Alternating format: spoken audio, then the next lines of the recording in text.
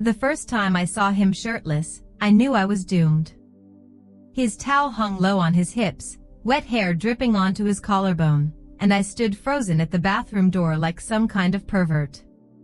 He glanced over, surprised, but didn't flinch, just smirked. "Bathroom's free," he said. That was it. No shame, no awkwardness. Just those impossible blue eyes burning straight into me like he knew what he was doing. And maybe he did. Maybe Hunter always knew he could ruin me. Because the worst part wasn't seeing him that way, it was that I wanted to see it again. And again. I hated myself for it. He was my stepbrother. My mother's new husband's perfect golden child. But from that day on, it was like a switch flipped. Every look, every laugh, every time we brushed past each other in the hallway, it felt loaded. And I swore I wouldn't fall. I swore I'd be good. Until the night he kissed me in the pool. And I kissed him back. God help me, I kissed him back like I'd waited my whole life. That night destroyed everything I thought I knew about boundaries. About loyalty. About who I was supposed to be. Because I didn't feel guilty. I felt alive. And I knew. I was never coming back from this. Before I tell you what happened next, make sure you're alone, because this gets messy. I was 17 when my mom married Greg, and I hated everything about it. The rushed wedding. The pastel flowers. The way she smiled like she was trying too hard. We moved into his place 2 weeks after the honeymoon, a sleek suburban house with echoey hallways and a pool we weren't allowed to use after 10. And Hunter. Of course, Hunter. He was 20, a college sophomore who barely came home except for breaks and laundry. I thought I could ignore him. I told myself I would. But the first night we moved in, he showed up, duffel bag slung over his shoulder, smelling like aftershave and bad decisions, and everything in my body clenched. He wasn't just hot. He was trouble. Tattoo on his wrist. That lazy confidence. The kind of guy who made you want to ruin your GPA and your self-worth in the same week. He glanced at me like I was background noise and gave me a quick, bored nod. "You must be Ella." I nodded back. "Yeah." Then he turned to my mom. "So, she's staying in the guest room?" "No," Mom smiled, too bright. "She's in the room across from yours." That night, I heard him on the phone with someone, a girl, maybe? His voice was soft, low, flirtatious. And it made something inside me ache, which was disgusting, I know. But have you ever had a thought you couldn't unthink? That's what it was with Hunter. He wasn't mine. He couldn't be mine. But my brain didn't care. It twisted every smile, every interaction into something electric. I found myself trying too hard, brushing my hair before dinner, wearing lip gloss even if I wasn't going out. I hated myself for it. I kept telling myself it was just hormones, a phase. I even Googled, is it normal to have a crush on your stepbrother, like some pathetic cliché. But none of the advice online could stop what I felt when he touched my wrist one night while passing the salt. "You always this jumpy?" he asked, watching me closely. "Only when someone sneaks up on me," I muttered. He grinned. "You should work on that. You've gotta tell." I avoided him after that. Tried to, anyway. But he was everywhere.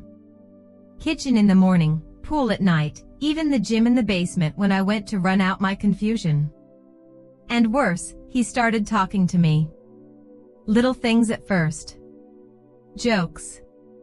Observations. Then one day, he walked into the kitchen shirtless, towel slung low, abs like someone carved them from sin, and poured himself a protein shake like it was just another Tuesday. I stood there, literally clutching a cereal box like a shield. He caught me staring. Didn't even flinch. Just smirked and said, "You want some, or?" I blinked. "What?" "The shake." He held up the bottle. "Oh. No. I'm good." My voice cracked. After that, it got worse. Every time we were alone, it felt like we were playing with fire. Like we were skating the edge of something unspeakable. Then came the pool night. It was late, way past curfew. I had snuck down to float under the stars, headphones in, zoning out the world. I didn't hear him approach, just felt the splash when he cannonballed in, soaking my hair and headphones. "What the hell, Hunter?" I snapped, ripping them off. He grinned, pushing his wet hair back. "Relax. Didn't know you were out here. You could have checked before acting like a 5-year-old. He swam closer. "You're cute when you're mad." My breath hitched. That line. The way he said it, teasing, yes, but something else too. Something hot and real. We treaded water in silence for a while, both of us too aware of how close our bodies were. Then, out of nowhere, he said, "You're not like the girls I know." "What's that supposed to mean?"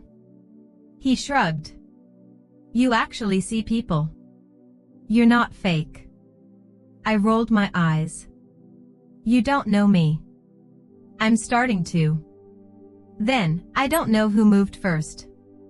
Maybe him. Maybe me. Maybe both." But his mouth was on mine, warm and wet and wrong and so damn right. My heart pounded so loud I could barely hear the splash as we clung to each other, hands everywhere, breathless, desperate. The chlorine made everything sharper, his skin, his tongue, the way he groaned against my lips. Then the patio light snapped on. We broke apart, gasping. It was Mom.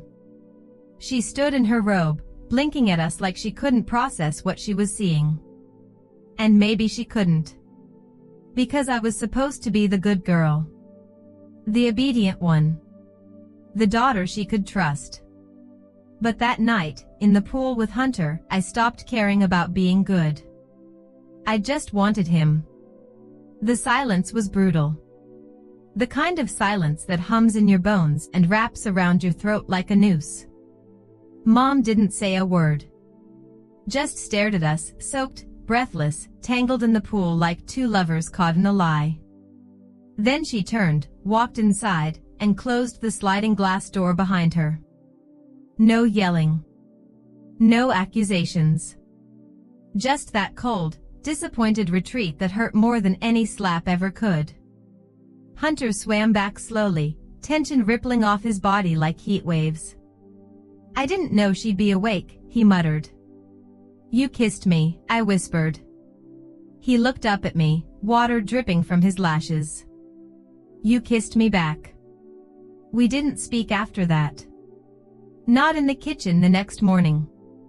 Not when she made pancakes in silence, setting plates down like weapons.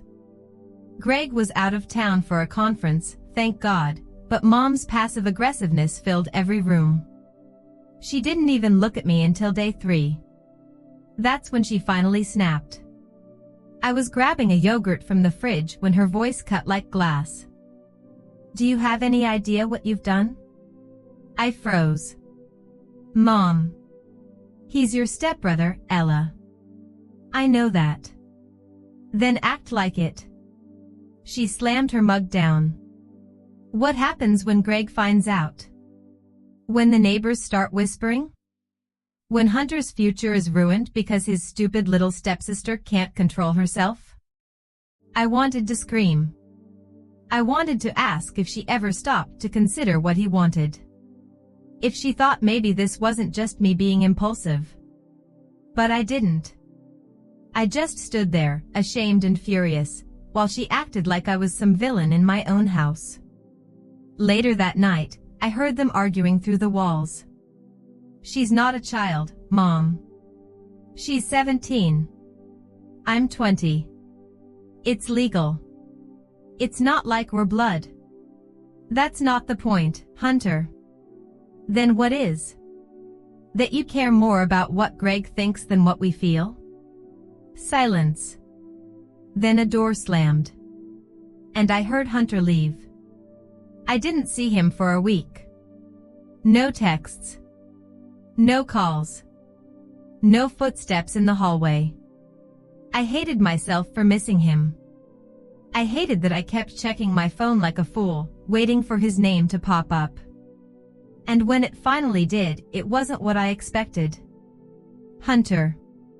Going back to campus early. You should forget that night happened.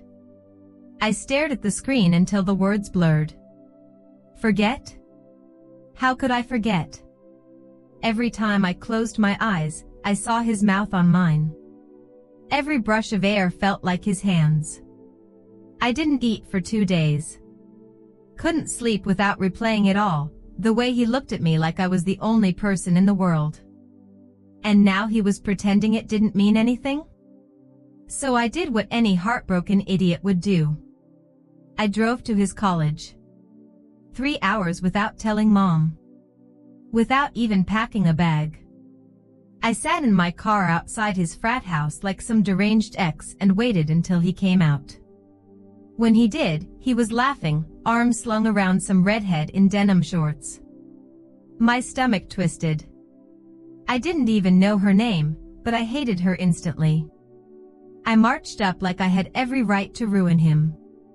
We need to talk. He blinked. Ella? What the hell are you doing here? The girl looked confused. Who's she? I'm his stepsister, I snapped, emphasizing the word like a dagger. The girl raised an eyebrow. Weird. And walked away. Hunter ran a hand through his hair. Jesus, Ella. You can't just show up. You told me to forget it. But you didn't even give me a chance to talk. You just disappeared. Because it was a mistake, he said, voice low. Then why did it feel like the only real thing in my life? I asked, eyes burning. He flinched. For a second, I thought he'd crack. That he'd say he missed me too. But he didn't. He just stepped back. Go home, Ella. I hate you, I whispered. No, he said. You hate that I don't hate you back. I got in my car and drove until my hands were numb from gripping the wheel. I didn't cry until I reached the gas station halfway home. And when I did, it was ugly. Guttural. The kind of sobbing that leaves your ribs bruised. Back home, Mom barely looked up when I walked in. She just muttered, he called. Said you showed up uninvited. Congratulations. You've made things worse. I didn't respond. I didn't have the energy to fight anymore. But I wasn't done with Hunter. Because as much as he wanted to pretend that night didn't matter, it did. And I was going to make sure he remembered it. Revenge wasn't my plan. Not at first. But something inside me broke that day at the frat house, not just my heart, but my pride. I kept hearing his voice, the way he said go home like I was some stray dog he felt sorry for. Like I meant nothing. And that's when I realized, if he didn't love me, fine. But he was damn sure going to feel me. One way or another. It started small. I posted a picture on Instagram, just a pool selfie, nothing scandalous, except for the caption. Some lines are meant to be crossed. Hunter saw it. I knew he did. He never liked it, but he watched my story 3 times. 3. Next came the friend request. From Ryan, his best friend. The same Ryan who always stared too long at family dinners when he visited during breaks. I messaged him casually. Hey, you still around campus? He replied in less than a minute. And 2 days later, we were grabbing coffee. Ryan was sweet, harmless, and honestly, kind of cute. But more importantly, he was close to Hunter. I made sure to laugh too loud at his jokes, lean in too close, where the perfume Hunter once told me made his head spin. I didn't even need to kiss Ryan. Just being seen with him was enough. Because 2 days later, Hunter messaged me. "Hunter, what the hell are you doing with Ryan?" I stared at the message like a victory. "Me. Just grabbing coffee. I thought you wanted me to forget about you." He didn't reply. So I kept going. Ryan invited me to a party, and I said yes. I wore a dress that could stop traffic and heels that hurt like hell. When we walked in, I could feel eyes turning. Whispers. I didn't care. I wasn't there for anyone but Hunter, and when he saw me, the way his jaw clenched told me everything I needed to know. He was standing in the corner with a red cup, some girl on his arm. But his eyes were locked on me. Ryan put his hand on my lower back and whispered, "He's pissed." I smiled. Good. An hour in, Hunter cornered me in the hallway. "What are you doing, Ella?" he hissed. "Enjoying my night." With him? He gestured toward Ryan like he'd tasted something rotten. "Why do you care?" I crossed my arms. "You said it was a mistake, remember?" He stepped closer, voice low and sharp. "You're playing games you don't understand." "No, Hunter," I whispered. "I understand perfectly. I loved you. You used me. Now I'm done." He stared at me like he didn't recognize me. Then, without a word, he turned and walked out of the party.